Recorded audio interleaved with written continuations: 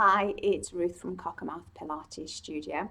I'm going to show you some new exercises to work through if you're managing any back pain, and these should help you to deal with that back pain and make your muscles stronger, your joints more flexible, so you are less likely to have any back pain. So we're going to start off ideally kneeling. However, if you have any issues with your knees and they feel uncomfortable to actually kneel upright on them, then you may prefer to either sit down or lie down on your back to start off your prep exercises. Now, if you are kneeling, I would like you to make sure that your knees are directly underneath your hip joints and your shoulders are directly above your hip joints. So you're stacked nice in a nice straight line, okay? So that you're not swaying to one side or you're not twisted down and drop down on one side. So really think about the alignment that you're getting into, okay? Likewise, if you find that you are seated for this, then you might find that sitting on a block will really help, because if you're seated, you want your hip joints stacked directly underneath your shoulder joints, and then your head stacked directly on the top. So from the front of the ear to the centre of the shoulder to the centre of the hip is in a straight line. And that should feel, it's quite difficult to actually sit up straight. So you may find that you need to bend your knees like I am, keeping your ankles and your knee joints in parallel to your hip joints while you work through the exercises. So I think the point that I'm trying to make is the position that you get into to practice your exercises is very important. So do try to line everything up in your parallel position. Okay. So we're going to start off just by mobilising from our neck, and we'll work down through the body like a chain. So the first thing that we will do is we will bring our head into a chin retraction, turning to the side, rotating to the centre and releasing from the retraction. And again we'll retract, turn to the opposite side, return to the centre, release from the retraction. I'd like you to continue to work through that, please. So you're either your kneeling position, your seated position, or if you prefer you can lie on your back. However, if you are lying on your back, you will not be able to do a chin retraction because your head is already going to be on the floor and the floor will be in the way. I'm going to turn to the side so you can see what this looks like from a side-on position. So you'll see that when I retract, I slide my chin backwards, and it will be as if you are sliding a book off a bookshelf for that chin retraction. The movement will help to stack the vertebrae in the neck into a better aligned position. A lot of us tend to have what's called a forwards head position, and rather than the ideal position where just in front of the ear should line up with the centre of the shoulder joint, we find that the ear in our natural normal posture is forwards of the shoulder joint, and that's called a forwards head position. Okay. So the movement of chin retraction into head turn is helping to loosen up all the muscles that hold our neck in position, increasing their movement, their mobility and their strength, and just reminding them of where they should actually be.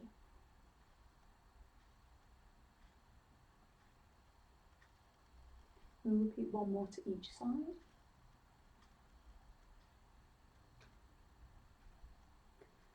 And we're going to follow this movement with a stretch for the muscles down the side of our neck, okay? And these are the ones that are going to give us either a long neck or a short neck. So we'll use chin retraction again, and then you're going to tilt your head to one side, taking your ear over towards your shoulder. The stretch you will feel will be in the long side. So you feel stretch when you make a long area. So the stretch is going to be down here. You can make that stretch feel a little bit more challenging by either imagining that you're holding a heavy shopping bag in that hand, and that will pull the shoulder down a little bit more. Or additionally, you can add just a tiny bit of overpressure, placing your hand onto your head to add a little bit more depth to the stretch. In order to prevent nerve impingement, it's important when you come out of this stretch that you release the pressure, lift the shoulder, and then bring the head to centre. We'll do the same, but we'll take the head the opposite way. So we retract, we go ear to shoulder. Oh, I went the same way. Haha. Just seeing if you're really watching. Stretch is now down this side of the neck. So again, we've got our imaginary heavy weight in our hand, and we've also got the option of placing the hand onto the head.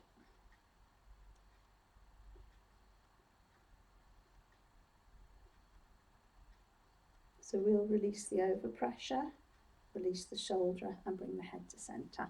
If you just give your shoulders a little bit of a circle backwards following that, that should be very, very nice. Okay. So we're going to go from our shoulder circles just to alternate arm circles, allowing the arm to float up and circle around to the side before changing to the opposite arm. I'd like you to notice while you're working through your arm circles any difference between how it feels from one side to the other. Is the range the same? Do you have reduced range on one side?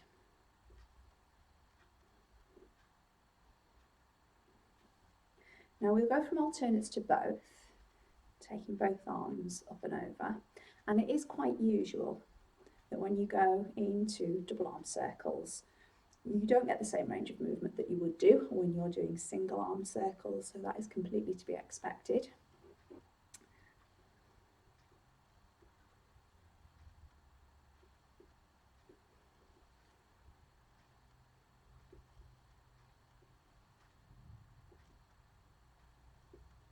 And this time when we circle, we're going to hold the arms in a W position, okay?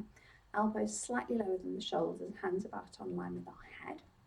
Now from here, we're going to rotate our spine. I would like you to keep your pelvis and your legs facing forwards. Turn your shoulders, allowing your head to go with it to the side and back to the centre, and then to the opposite side and back to the centre. Your rotation is likely to be quite small throughout this range. If you imagine a clock face where 12 is facing forwards, it is likely that you're not going to get anywhere past the 2 and the 10 as you rotate to the sides. You may even find that you are closer to the 1 and the 11 rather than the 2 and the 10 as you rotate to the side. You're learning to move your thoracic spine with this movement and to keep the pelvis and the legs still. Our aim is for 1 more in each direction.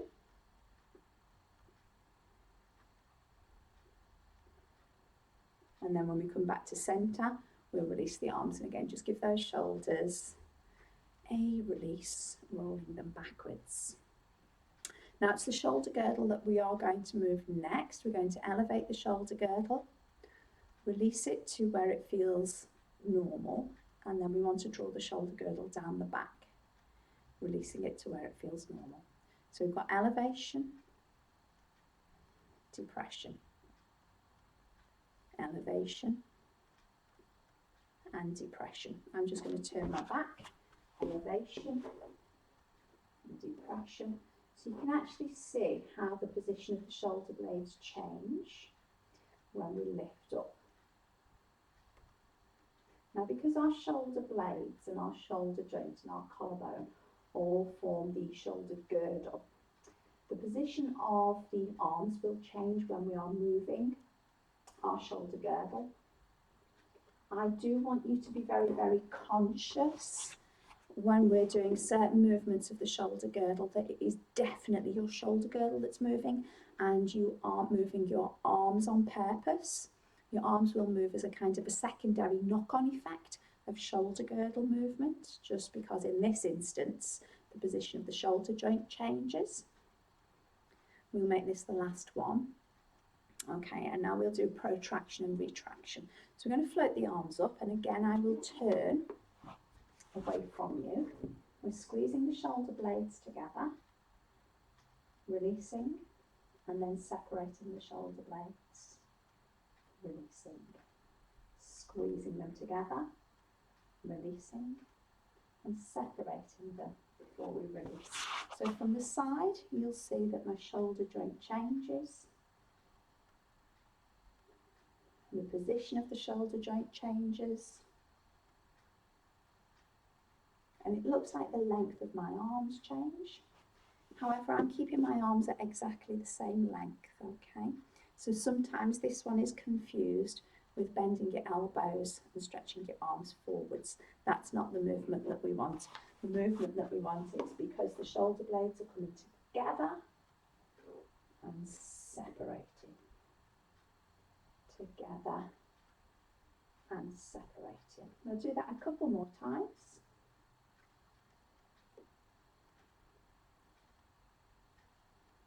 We're making this our last one. And then we'll bring the shoulder to centre and release our arms down. From there, we're going to lie on our back.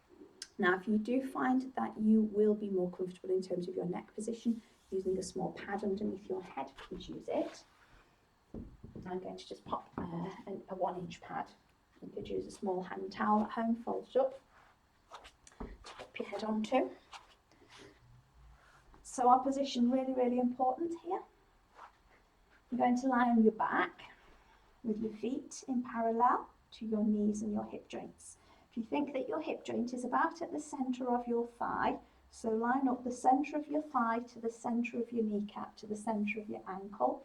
Try to make sure that your feet are far enough away from your bottom, that this is a right angle at your knee, and you haven't got your heels jammed up close to your bottom here, okay? All right. So we're going to start off with pelvic tilts. Shoulder blades on the floor. And then if you just find the bones of the pelvis, the pubis and the hip bones, and make a diamond, placing your fingers to the pubic bone, heels of the hands to the hip bones. As you tip the diamond backwards, the pelvis tilts back and you lose the lumbar curve that flattens to the mat.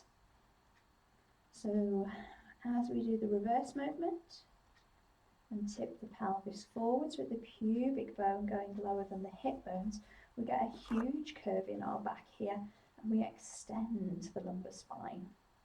So we've got lumbar flexion and lumbar extension with our pelvic tilt.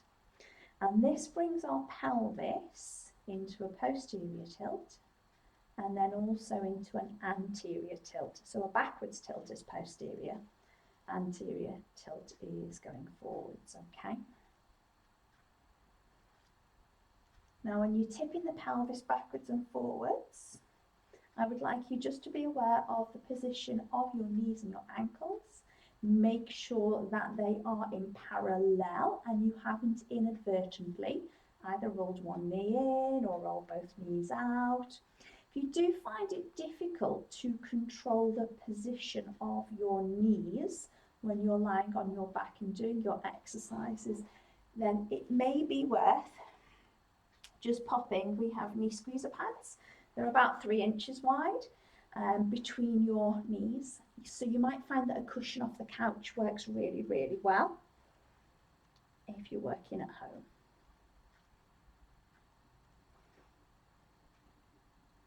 So this pelvic tilt takes the lumbar spine through range of movement, and it also takes the pelvis from an anterior tilt to a posterior tilt. We are going to find out where our pelvis should be when it is in neutral.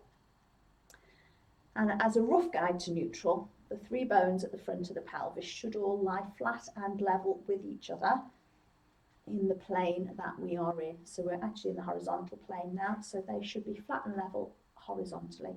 So when they line up this way, I'm going to hold it there. That's going to give me a gentle curve in my lower back, okay?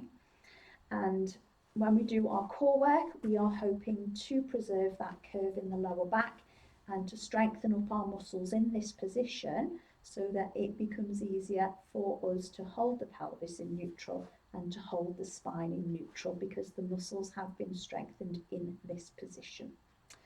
For the time being, we are going to move on to a mobilization exercise for our thoracic spine, which is called knee rolls. Now, if you did use a cushion for your pelvic tilts, Get rid of it for the knee roll, pop it off to one side, because you're going to work adducted, so that means your legs are together.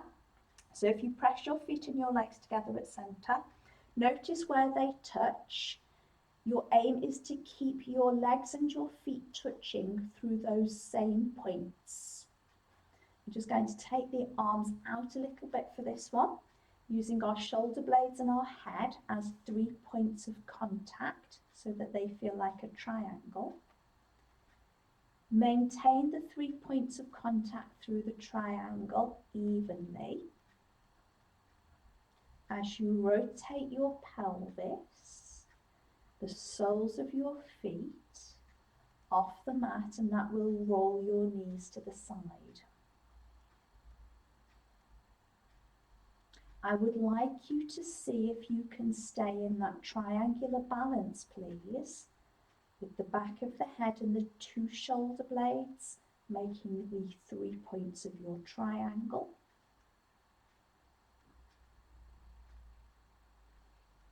Ensure that your feet and your knees stay glued together while you're rotating. Now what this does is it isolates the movement a little bit lower down into the thoracic spine. So because your shoulder blades are staying still with this variation on the exercise, then it's going to be kind of T8, 9, 10, 11, 12, L1 and 2 that are getting involved in the rotation. And they're just the numbers of the vertebra down your back, okay. So the ones higher up aren't going to be involved in this one because the movement is stabilised through the shoulder blades and through the back of the head.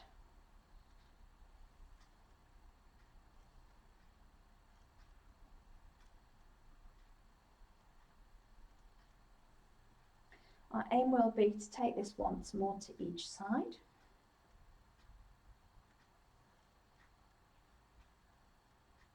And then our next exercise will get higher up into the thoracic vertebra, and this is our side-lying spine rotation.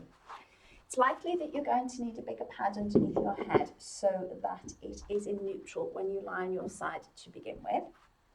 So you want something that's going to replicate the width of your shoulder here.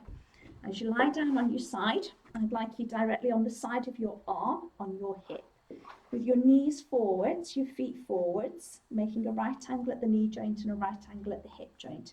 So your spine should be neutral. If the shoulder's in the wrong position, it's going to flex your spine laterally. So you're going to get a sideways bend in your spine. We don't want that. We want the spine in a really, really nice neutral position. So our knees and feet are fixed. We reach to the ceiling and we're looking at our hand. And then we turn our head and our shoulders go with it. You're only going to allow yourself to turn as far as you can keep that bottom knee on the floor and your top knee glued to your bottom knee. You'll pause, take a few breaths, breath in, breath out, breath in, and then on the next out breath, return. And again, reach, looking at the hand rotate, knees and feet staying fixed, shoulders and head moving. Pause and hold, breathe in, breathe out, breathe in, use the next out breath to return, and reach. Rotate. Make sure that you can always see your hand and it hasn't dropped out of line of your vision. Breathe in, breathe out, breathe in, exhale, return, and reach, rotate. Now you'll probably notice that your rotations are getting a little bit bigger. Breathe in. That's quite usual. Breathe out. Breathe in. Breath out to return. Aim for 2 more. Reach and rotate. Breathe in. Breathe out. Breathe in. Use the out breath to return. And last time. Reach, looking at the hand, rotate. Breathe in. Breathe out. Breathe in.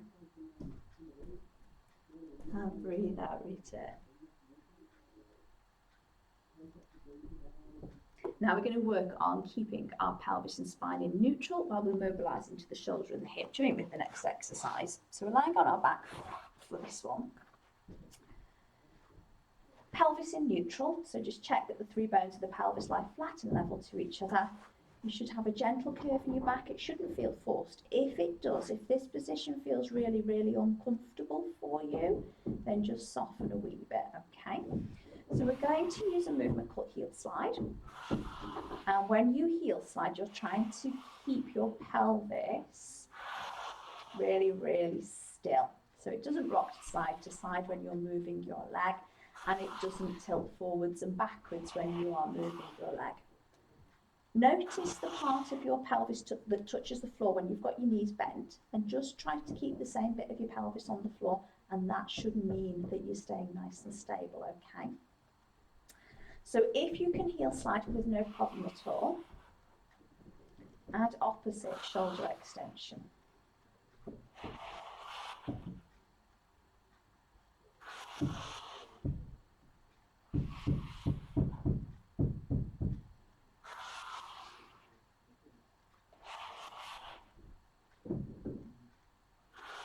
So as the heel slides down the mat, the opposite arm floats over the head.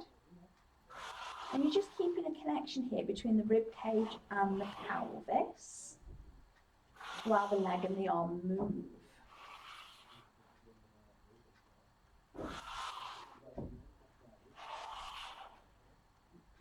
We'll aim for 1 more on each side.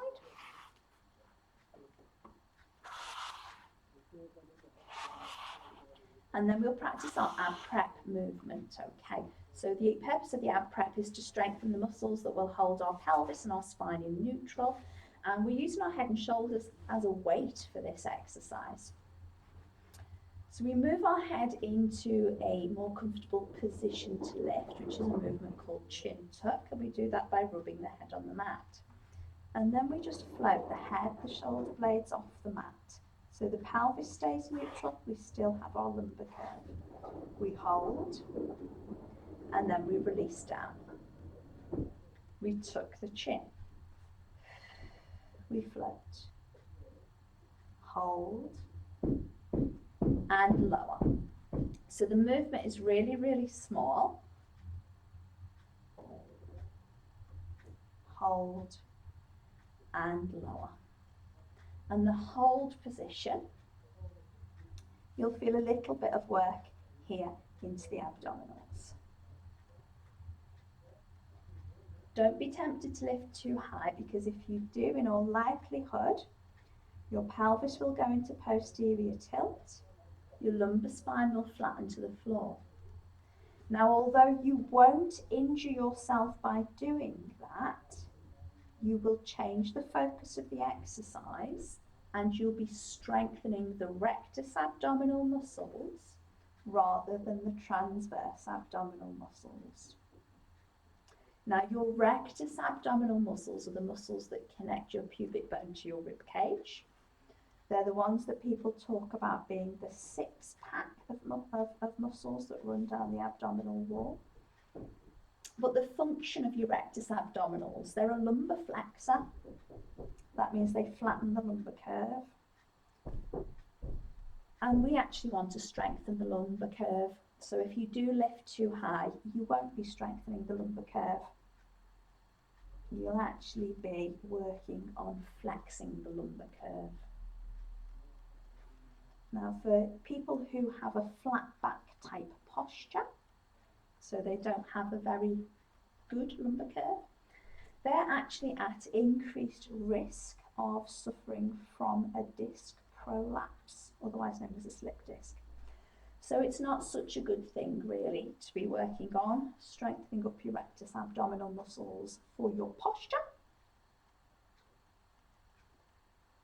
So just make sure that you really focus to get this one right. Your pelvis stays neutral and your lumbar spine stays neutral and you don't flatten. Last time through.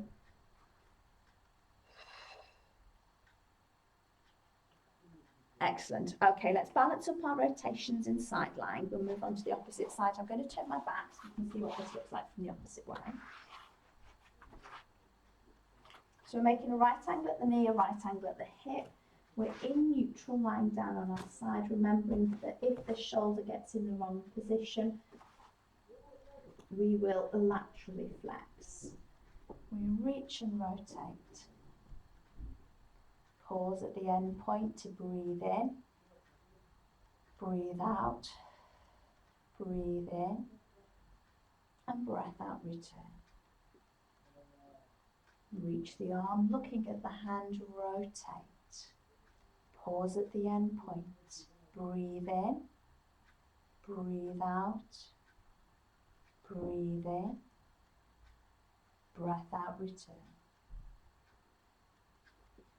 Knees are staying fixed to each other and our bottom knee stays fixed to the floor as we twist away from them. Breathe in, breathe out, breathe in,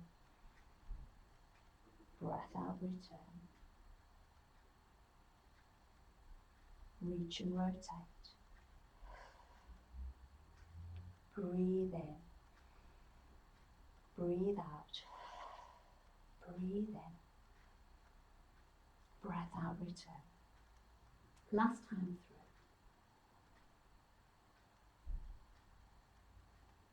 through. Breathe in, breathe out, breathe in, and breath out, return. We're going to be moving on to our tummy for the next block of exercises, which are our breaststroke preps. It's important that you have something to pop underneath your forehead, just so that your neck can stay in the neutral position. So we're face down with our arms in W. We'll be sliding our shoulder blades down the back, and then we'll be peeling our face and chest away from the mat. We're going to hold it here to take a breath in, take a breath out, release the spine and release the shoulder girdle. I would like you to consider the position that your legs are in when you're lying on your tummy, please. I'd like your heels to be pointing directly to the ceiling so that your legs are parallel. You slide the shoulder blades down, peel the face and chest up, holding breath in, holding breath out. Releasing the spine, releasing the shoulder girdle. So we've got depression of the shoulder girdle, followed by a gentle extension into the cervical, which is our neck, and thoracic, which is the upper part of the rib cage, spine. Holding breath in, holding breath out. Release the spine, release the shoulder girdle. So we're really using our muscles for this movement, and at the top point, if we didn't have our hands on the floor, our muscles should be able to hold us.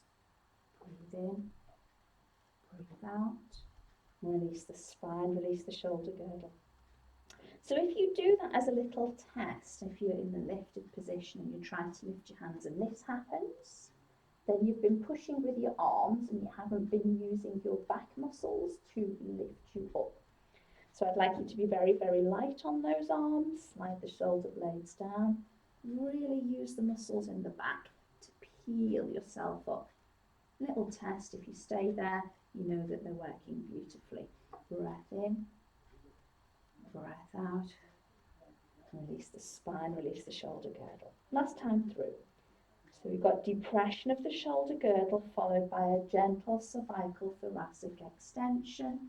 Holding breath in, holding breath out, releasing the spine, releasing the shoulder girdle. We're moving to stage 2 breaststroke prep, taking the arms by the sides. We're going to squeeze the shoulder blades together and then rotate the elbows and palms in tight, followed by a float into the lumbar curve. Let's hold it there. Breath in, breath out. Release the spine, release the shoulder girdle. Squeeze the shoulder blades towards each other. Rotate, elbows and palms in tight. Float into that lower back. Holding breath. In, breath out. Release the lower back, release the shoulder girdle. Shoulder blades squeeze, shoulder joint rotates, low back float. Breath in, breath out. Release the back, release the shoulder girdle. Shoulder blades squeeze, shoulder joint rotates. Really try to get the elbows and hands tight. Lower back float. Breathe in, breathe out. Release the spine, release the shoulders. Last time. Shoulder blade, shoulder joint, followed by that lower back. Breathe in, breathe out. Release the back, release the shoulder girdle. Let's move to stage 3. You're not going to need your pad, you're going to pop your hands underneath your head for this one. Now without clenching your buttocks tight, float face chest and arms off and down and off and down. Now try to avoid using your abdominals like a balloon here, pushing your tummy muscles into the mat to get a big lift. Make sure that the work is coming from your back muscles here. If you're unsure, you can pop one hand onto them. You will feel them go hard when they're working.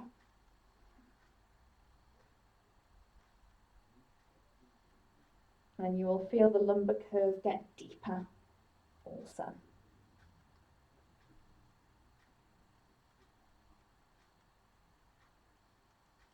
Two more repetitions, please.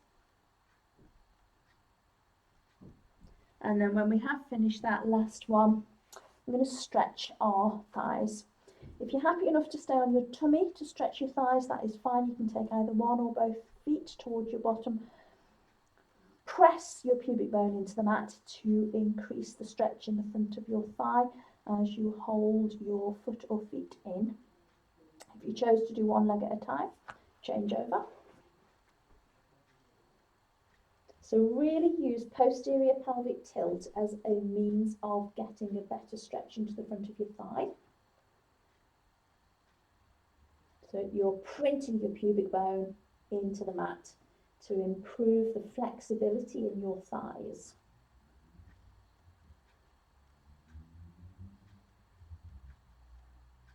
We'll be working passively through the back diagonally with the muscles from the buttocks and the shoulder girdle that actually feed into the thoracolumbar fascia with swimming preps next.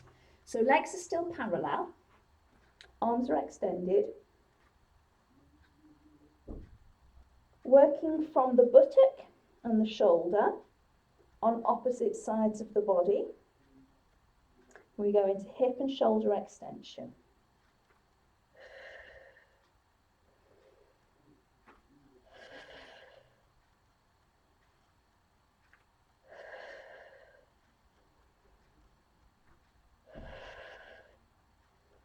Using the breath out to lift and the breath in to lower.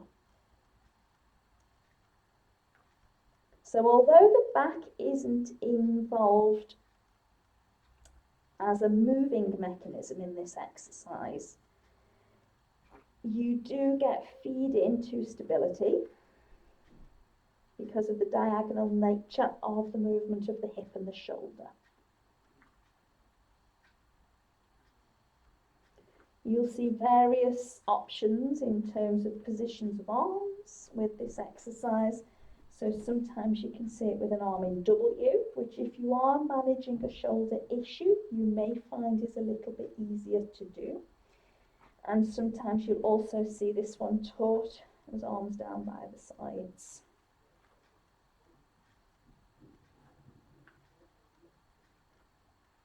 So if you do need to make a change, you can make either of those changes if you find that the overhead position is completely unbearable for you.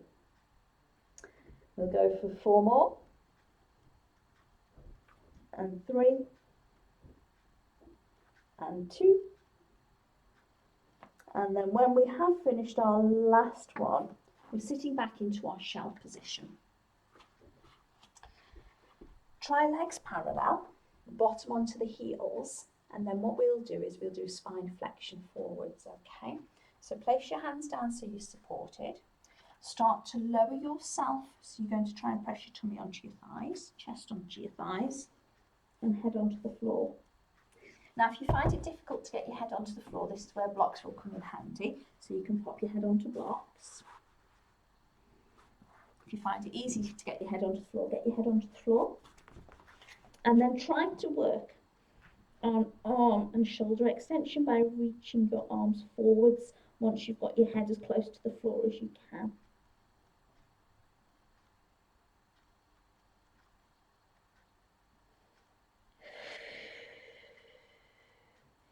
Breathe into the stretch. This is quite a deep, deep flex knee position.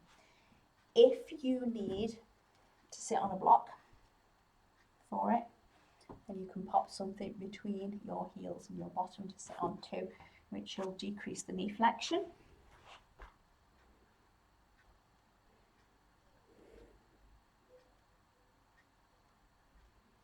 So you can change your shell stretch like that. I'll just stay here for a couple more cycles of breath, letting the muscles relax.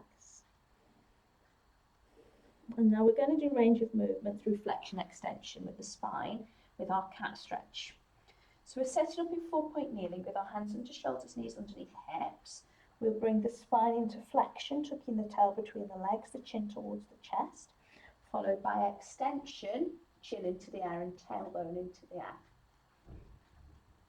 Now we can flex and extend the spine by moving both ends of the spine simultaneously, as I am doing. And this is the easiest way to learn how to move your spine through flexion and extension. Once you get good at this and the movements become really easy for you to do, you can work on trying to move your spine segmentally from the bottom towards the top. So you ripple into flexion and ripple into extension like a wave of movement rather than moving both ends simultaneously. So if you work at the level that feels good for you and that is most appropriate for you, to work through 2 more cycles and 1 more cycle. So we're going to follow our cat stretch with a little bit of static work on the shoulder and also on the spine in neutral, and we're going to do side plank. So we're placing our elbow directly underneath our shoulder, and then you want to lift the spine, so you're getting your spine into a straight line on the diagonal. Do you see the difference? Yeah. So their spine is flexed, but if you lift your ribs away from that arm, you bring the spine up to a nice straight line, and it's that position that's important that we need to load in. So you can come up, load on the knee, so you're lifting a little bit of your body weight. For those of you who are stronger, you may prefer to have your legs straight and come up onto the edges of your feet to lift your body weight.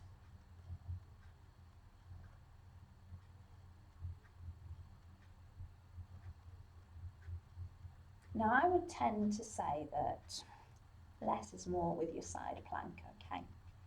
And if you get to the point where you can hold side plank for a minute, make it more challenging so it becomes harder to do, but you need to do it for less time.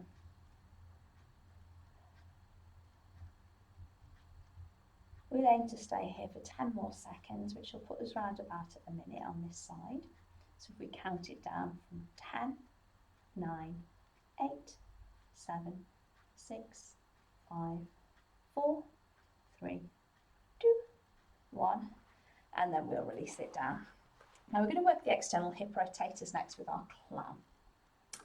I'm going to take the weight off my shoulder and pop my head down onto the blocks and just cross my arms over. Keeping the pelvis still, we open and close the knee. Open and close the knee. So when we work clam, the idea is that we're working the external hip rotators, the gluteus medius. These are an important hip stabilizer. Our body can fool us with the clam by rolling backwards, and that's what we're making sure doesn't happen. So if you imagine that you're lying right up against the wall, so you can't roll backwards when you're working into the hip.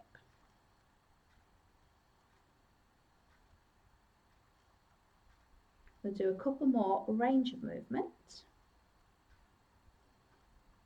And then we'll just hold at the top of the range. So you're going to open the clam, hold it there.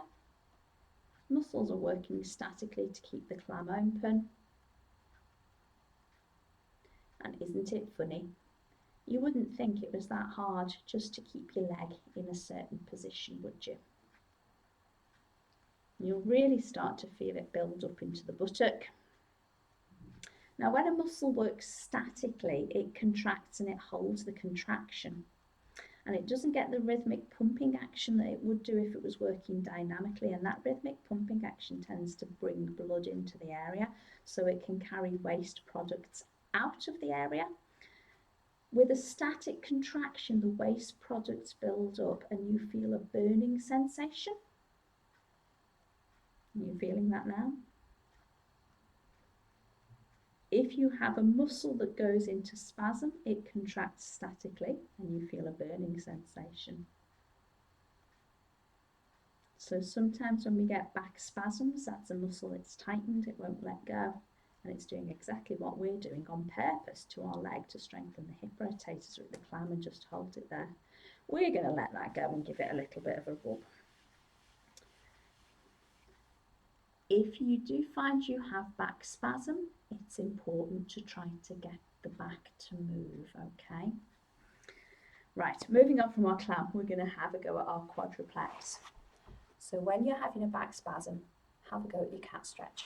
It's the least stressful way to move your spine and it may just relieve your back spasm.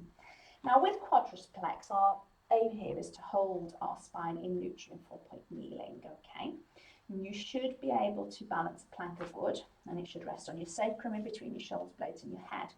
Most likely thing to happen here is, remember that forwards head position that I was talking about earlier? It's for your head to drop forwards and down. So I want you to think about using that chin retraction to keep the head up. So we're working on keeping the shoulder girdle stable. I'd like you to sway all of your weight into one hand. And then with the hand that you've unloaded, just float it off the floor. It doesn't need to come high. We don't want it to come high. We just want it to come off and we want to hold it there. Who can feel work in their tummy muscles? Because I most certainly can. Just holding that arm off the floor. Let's count it down. 10, 9, 8, 7, 6, 5, 4, 3, 2, 1. And place that hand down. Let's reverse it. Weight bear through the arm that's just been off and take the other arm off. Hold it there. And we're feeling work now in those abdominal muscles. The longer that we hold this arm off the floor, the more likely we're going to start to feel work in those abdominal muscles. So by holding, we're actually working to train the muscles to hold ourselves, as long as we haven't fallen out of it, in the neutral position. So this one's a good shoulder girdle stabilizer.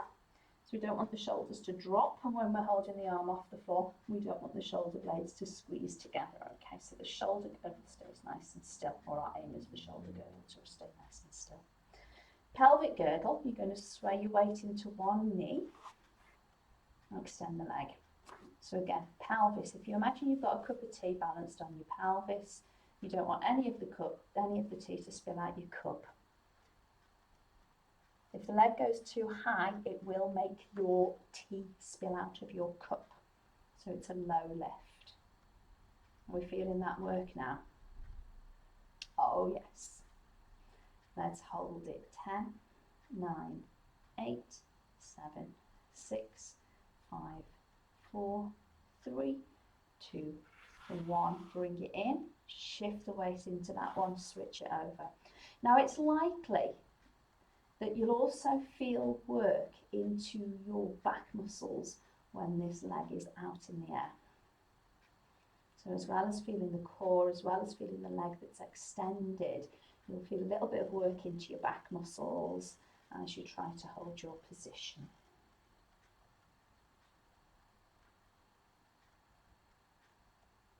Holding 10, 9, 8, 7, 6, 5, 4, 3, 2, 1. Wonderful, wonderful, wonderful. Okay. Balancing our side facing exercise. Let's use our side plank. I'll turn away from you. So for modified plank, have your knees bent. Bring your spine into a straight line with your elbow underneath your shoulder before you load. For your full plank, legs are straight.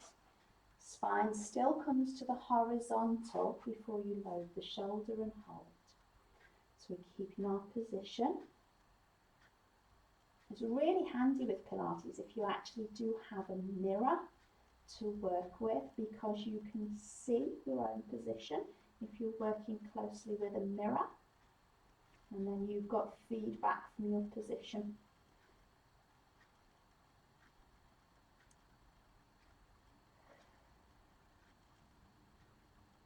And with that visual feedback, you can make adjustments as needed if you see that one shoulder's higher than the other, or if you see that if you're in side plank, you might notice that you've either sagged or you've lifted up or you've twisted, and then you can correct things or just drop it down, take a break. We'll hold it for 10, 9, 8, 7, 6, 5, 4, 3, 2, 1. Wonderful. Releasing down.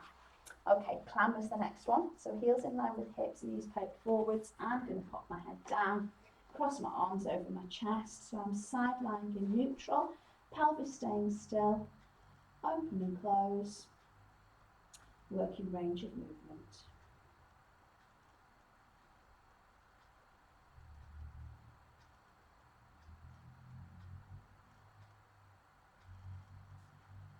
Making sure that we're not rolling backwards with the pelvis. You can pop one hand onto your sacrum, and although you'll feel the muscles moving as they are bringing that hip into external rotation, what you shouldn't be conscious of is your pelvis rolling, pushing you backwards and forwards like this. This is definitely what we don't want to happen. Okay, here's the tough stuff. Let's make that muscle work statically. Opening to the top of the clam where we hold. Oh, this definitely feels a bit wobbly on this side.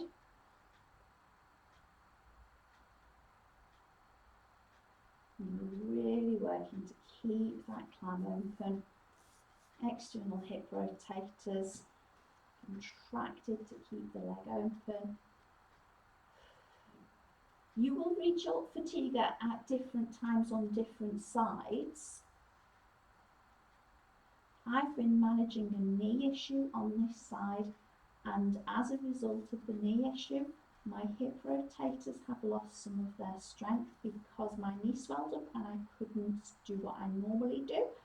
And I can really feel this on this side. So I'm working now at developing the range of movement back in my hip and the strength back in my hip now that my knee swelling has gone down and I can get my knee to move correctly. We're going to hold for 10, 9, 8, 7, 6, 5, 4, 3, 2, 1. Oh, wonderful. Release that down and giving it a bit of a rub. Okay, let's come up to seated.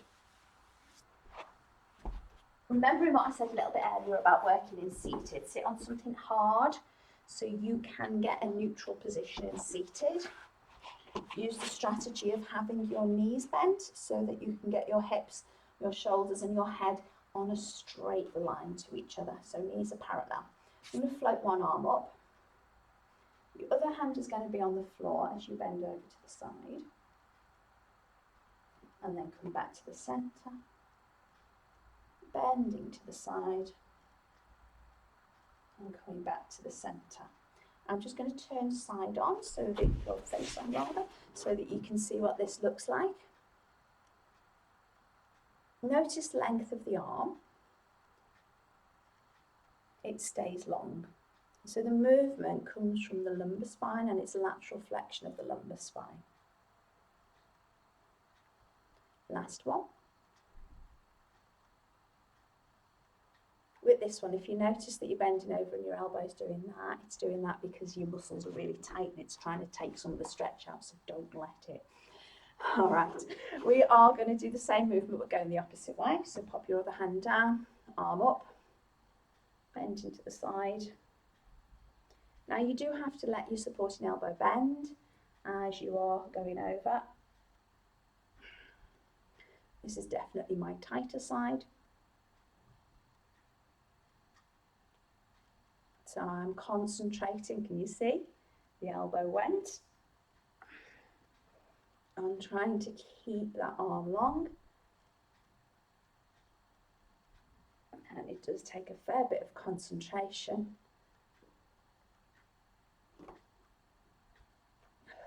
Last time. Okay, stretching the hip rotators, we work these with our clam exercise. So we're going to have one leg straight, the other leg bent. Cross your bent leg over your straight leg and then twist towards your bent side. Try to keep both sitting bones on the floor as you rotate. And you're looking over your shoulder. Stack the spine, tall as you can.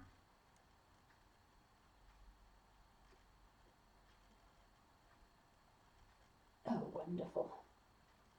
Release through centre, change it over. Do the same stretch going the opposite way.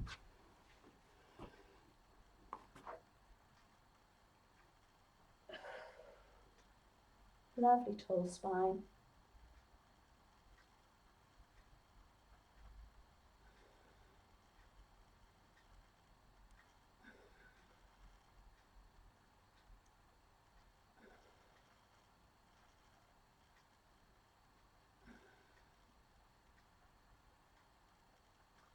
Okay, lovely, release through centre. Now our next movement is pelvic tilt from a seated position.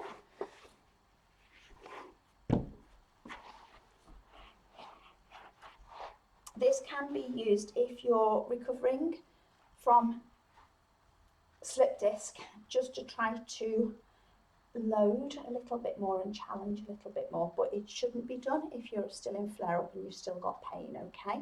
So if you are still managing pain from a slip disc, do not do this. If your pain has resolved,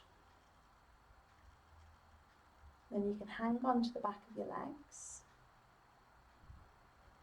So you're not fully loading, but you're putting a little bit of load through. You're going into posterior pelvic tilt and lumbar flexion.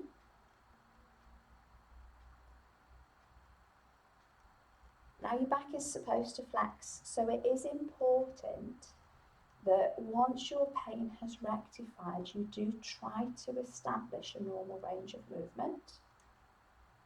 And you don't avoid movement because you are scared of pain. Okay, so if you've been pain-free, do a couple, see how it feels. If you're still in pain, don't do that. Lay yourself down on your back and do this instead.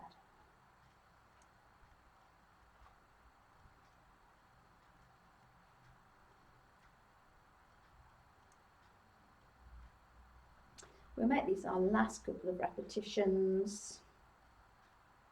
Wonderful. And then we're going to do some weighted work. Okay, so you can use a couple of cans at home if you don't actually have any weights to work with. If you do have weights to work with a set of weights, a weight that feels good for you to be working with. All right, so we're going to build some strength in our arms, in our shoulders. I've got 1.5 kilogram weights, which are about 3 pounds. And we're going to start off with a bicep curl. So you can have your elbows tucked into your waist. You can kneel or you can stand for this one. I'm just going to choose kneeling because of the camera angle, really, that I chop my head off if I try and stand up.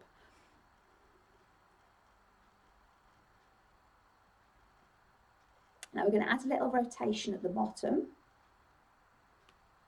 So instead of keeping palms facing forwards, we'll rotate on the way down, rotate on the way up, and that should work both heads of the biceps, which are the muscles that we are working, and they're the muscles at the front of the arm, muscles that are responsible for bending our elbows and bringing our hands up towards our shoulders.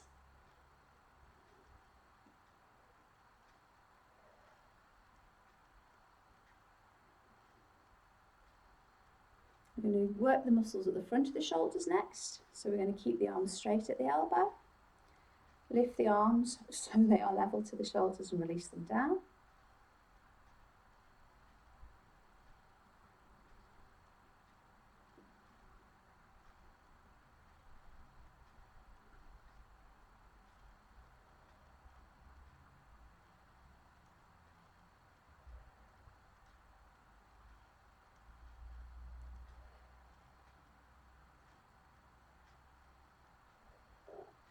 Now we're going to work the muscles that perform a movement called horizontal flexion. Abducting and adducting the arms here as we open and close.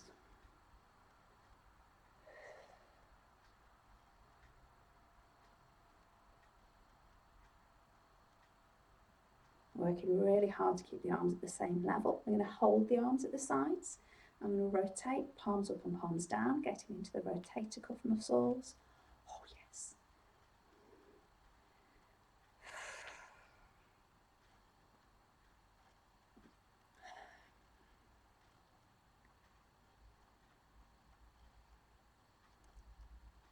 Let's hold in the palms up position next. Oh, burn out in the shoulders. Bicep curl in and out in that position.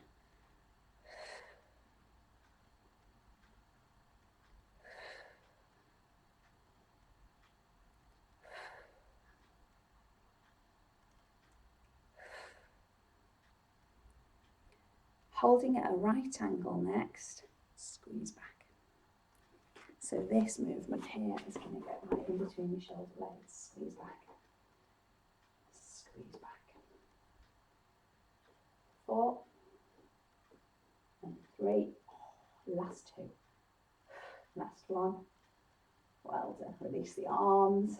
Just give those shoulders a roll backwards. So you will have felt that definitely into your shoulders, maybe into the muscles of your arms as well. If you didn't feel it, use heavier weights next time. All right, we are going to work on triceps next, and we just need one weight for this. Hold the weight in both hands. Float your arms up. I'll sit on my heels so that you can see where the weight is, okay? Try to get your arms either side of your head, and then keeping your arms really, really close to your head. You're going to bend your elbows, lowering your weight towards the back of your body. So the position of your arms is important. You're avoiding letting your elbows splay out to the sides like this when you're dropping that weight down. Now these tricep extensions overhead aren't for everyone, so if your shoulders or your elbows just will not move in this position, you can do your tricep extensions from this position here. So you are holding the weights on your waist, your elbows are behind you, and then you are straightening out your arms at the elbow to take the weights away from you. Posture in your upper body is really important. You may find as soon as you take those weights onto your waist that your head drops forwards and your shoulders round. Stay as tall as you can while you're working this. It's all good training for our muscles to keep us in a nice tall postural position. We'll make these our last 2 and then our last one. Wonderful work. Okay, so hip flexors and triceps will have done a fair amount of work. We're going to stretch them out. If you're okay kneeling, I should like you to do a kneeling hip flexor stretch. tucking your tail between your legs to open the hip. As in a tricep stretch by taking your hand between your shoulders, pushing your elbow towards your head.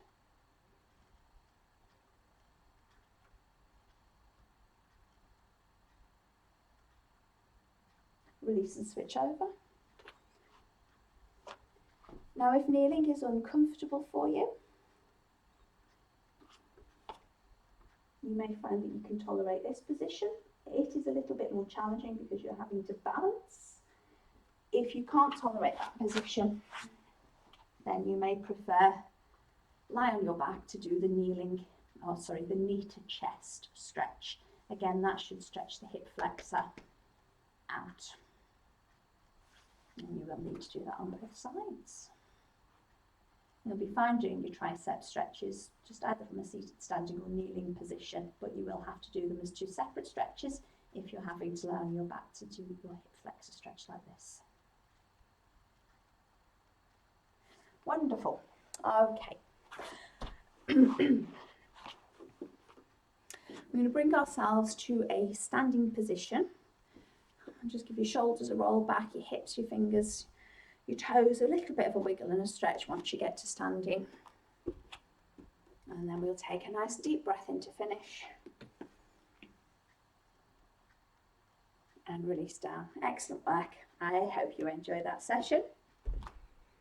And keep practicing it. Notice your alignment. Work to get into the best positions that you can for your exercises. And do as many repetitions as you need to feel those muscles working. Once you've achieved your overload, take a break.